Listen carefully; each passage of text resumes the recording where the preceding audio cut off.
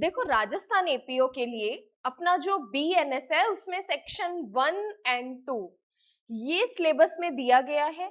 अब 1 और 2 APO point of view से हमें कैसे कवर करना है, क्या चीजें हमें उसमें पढ़नी है, किन किन चीजों को फोकस करना है, वो आज इस क्लास में मैं आपको बताने वाली हूँ। देखो, हर एक एग्जाम में, चाहे वो किसी भी स्टेट का जुडिशरी का है, एपीओ का है, जेएलओ का है, उसमें हमें सब्जेक्ट को अलग अलग पॉइंट ऑफ व्यू से देखना होता है।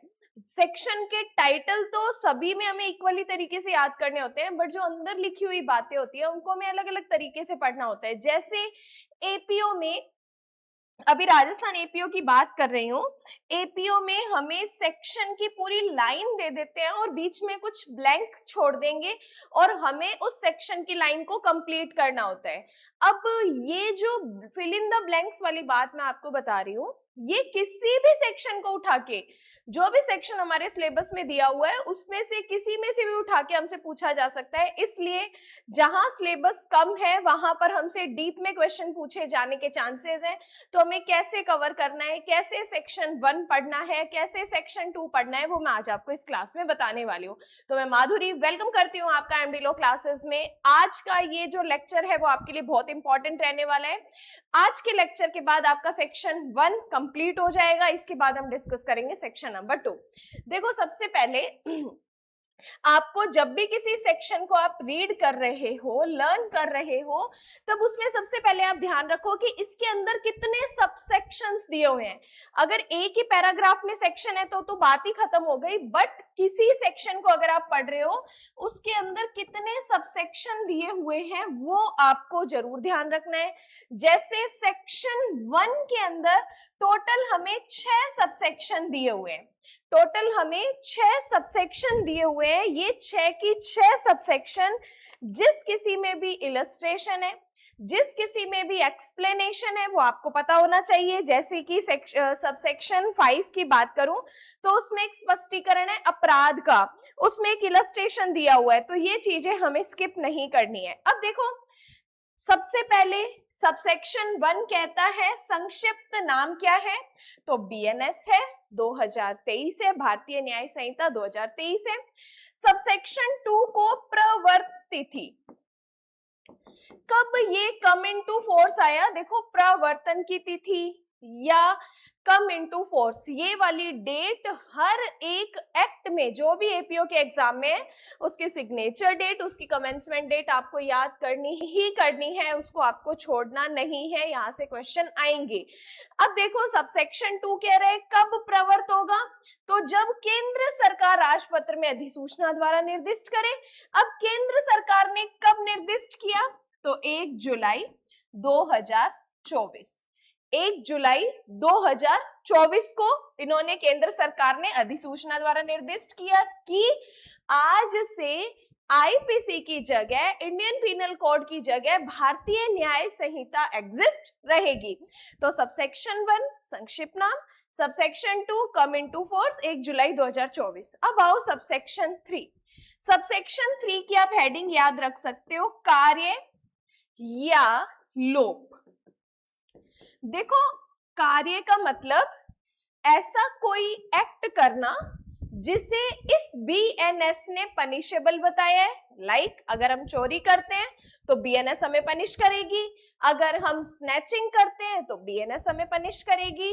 और लोप कहता है कि जो ड्यूटीज, जो रिस्पॉन्सिबिलिटीज आपके ऊपर डाली गई है, अगर आप उन रिस्पॉन्सिबिलिटीज को फुलफिल नहीं करोगे, इट मीन्स आपने क्या किया है, ओमिशन किया है या लोप किया है। कार्य का मतलब कि आप कोई ऐसा काम नहीं कर सकते जिसके लिए बीएनएस ने पनिशमेंट बताई है। लोप का मतलब आपके ऊपर जो रिस्पॉन्सिबिलिटी डाली गई है, अगर आप वो नहीं करोगे तो आपने क्या किया है, लोप किया है। तो थर्ड सबसेक्शन कह रहे हैं कार्य या लोप। अब कह रहा है प्रत्येक व्यक्ति, हर एक पर्सन की बात की गई है। ये व्यक्ति शब्द भी यहाँ पे इंपॉर्टेंट है, यहाँ पे ध्यान रखना। प्रत्येक व्यक्ति इस संहिता मतलब बीएनएस की बात कर रहे हैं, के उपबंधों के प्रतिकूल, मतलब इस संहिता के प्रोविजन के अगेंस्ट हर कार्य या लोप के लिए जिसका वह भारत के भीतर दोषी होगा इसी संहिता के अधीन दंडनीय होगा, अन्यथा नहीं। कि हर एक व्यक्ति जिसने इस बीएनएस के प्रोविजंस मतलब जो जो सेक्शंस दिए हुए हैं उनके प्रतिकूल कोई भी कार्य या लोप किया तो वो इस संहिता मतलब बीएनएस से ही दंडनीय होगा, अन्यथा नहीं। तो सबसेक्शन 1 संक्षिप्त नाम, subsection 2 come into force date, subsection 3 act और ओमिशन, साथ के साथ हम क्लास में याद कर लेंगे। सबसेक्शन 4 कह रहा है भारत से परे किए गए अपराध।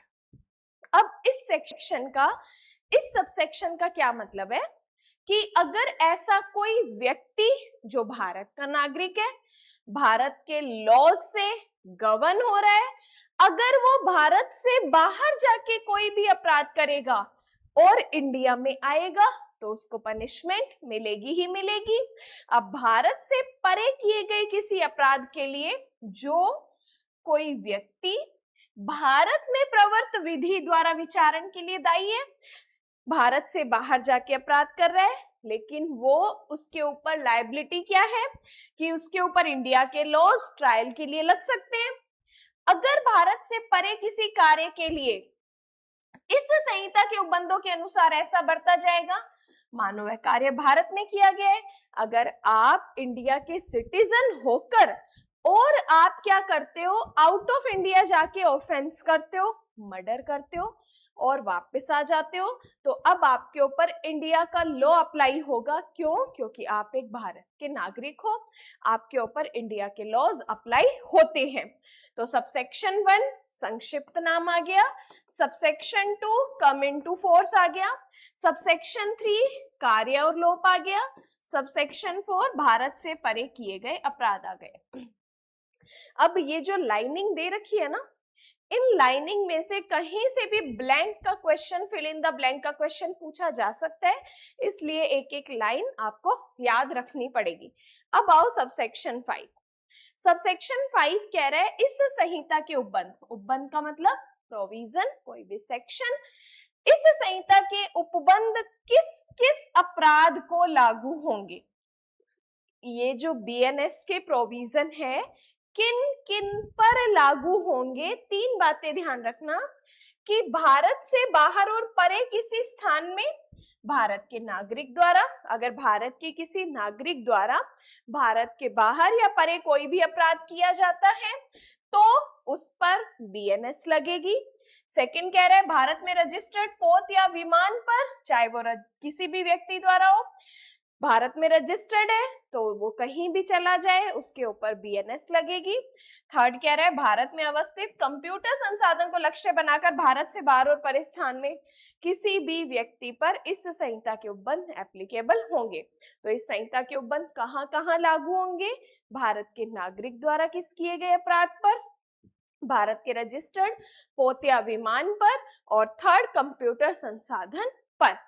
देन आते हैं इसके स्पष्टीकरण की। यहां से क्वेश्चन आ सकता है, अपराध शब्द के अंतर्गत भारत से बाहर किया गया ऐसा प्रत्येक कार्य आता है जो यदि भारत में करता तो इस संहिता के उपबंध लागू होते। इलस्ट्रेशन से क्वेश्चन आ सकता है, इलस्ट्रेशन आपको जरूर देखना है। सबसेक्शन 6 पे आएंगे, बात करता है व्यावृत्ति की। वेरी इंपॉर्टेंट सेक्शन है कि इतनी देर हम पढ़ रहे हैं कि ये जो बीएनएस है किन किन पर लागू होगा, ये जो बीएनएस है किन किन पर लागू होगा, बट ये सबसेक्शन कहता है कि ये बीएनएस कहां कहां लागू नहीं होगा। नंबर 1 भारत सरकार की सेवा के ऑफिसर्स पर, नंबर 2 सैनिकों पर, नंबर 3 नौसैनिकों पर, नंबर 4 वायु सैनिकों पर, और नंबर 5 विशेष विधि पर, नंबर 6 स्थानीय विधि पर प्रभाव नहीं डालेगी। 6 के 6 पॉइंट आपको याद रखने पड़ेंगे। ऑप्शन में हमें सारे पॉइंट दे दिए जाएंगे और एक आधा अलग दे दिया जाएगा, तो वहां से अगर हमें ये 6 पॉइंट याद है तो हमारा गलत नहीं होगा। भारत सरकार के सेवा के ऑफिसर्स पर, सैनिकों पर, नौसैनिकों पर, वायु सैनिकों पर, विशेष विधि पर, स्थानीय विधि पर, हो गए 6 पॉइंट। इन पर बीएनएस लागू नहीं होती। तो ये सेक्शन 1 था जिसको आपको Rajasthan APO point of view से इस तरीके से प्रिपेयर करना है। सेक्शन 2 डेफिनेशन क्लोज भी मैं आपको बताऊंगी नेक्स्ट क्लास में कि डेफिनेशन क्लोज हमें कैसे पढ़ना है, किस तरीके से कौन कौन सी डेफिनेशंस हमारी वेरी इंपॉर्टेंट रहने वाली है। बट एक चीज ध्यान रखना, 39 डेफिनेशन के टाइटल्स आपको लर्न करने ही पड़ेंगे। यहां से कोई भी टाइटल हमसे पूछा जा सकता है। तो ये वाला सेक्शन 2 हम नेक्स्ट क्लास में डिस्कस करेंगे। अब यहां तक अभी भी सेक्शन 1 में अगर आपका कोई डाउट, कोई क्वेश्चन है तो आप मुझसे पूछ सकते हैं कमेंट में। और राजस्थान एपीओ के लिए कौन सी चीज आपको नहीं समझ आ रही है उसके लिए भी मुझे कमेंट कर सकते हैं, उसके लिए भी मैं लेक्चर आपके लिए प्रोवाइड करवा दूंगी। बाकी लेक्चर हेल्पफुल लगा है तो फटाफट चैनल को सब्सक्राइब कर दो, लाइक कर दो। और साथ ही साथ अगर आपको बीएनएस, बीएनएसएस और बीएसए अगर आपको जुडिशरी पॉइंट ऑफ व्यू से पढ़ना है, pre mains interview point of view से पढ़ना है, तो एमडी लॉ क्लासेस पे सिर्फ और सिर्फ 1999 मतलब कंप्लीट 2000 के बैच में ये तीनों सब्जेक्ट के आपको recorded lecture, notes with mock test आपको मिल जाएंगे। तो आप एमडी लॉ क्लासेस का ऐप डाउनलोड करके और इस 2000 के बैच को बाय कर सकते हो। बाकी आज के लिए धन्यवाद एंड जय हिंद।